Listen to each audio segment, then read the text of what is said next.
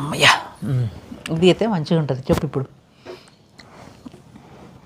తొందరగా కంప్లీట్ చేయి. తొందరగా నేను వంట చేయాలి. చెప్పు తొందరగా. టైం 9 అవుతుంది. ఇంకో గంట అయితే 10 అవుతుంది.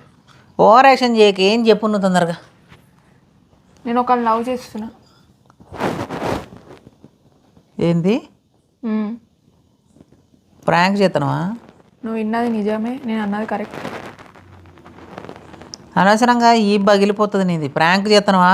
ప్రాంక్ చేస్తే ఎవడైనా కెమెరా ముంగట పెట్టి నిన్ను రెడీగా అమ్మని చెప్పి ఇక్కడ కూర్చోబెట్టి చేపిస్తాను. మరి ఇది ప్రాంకా?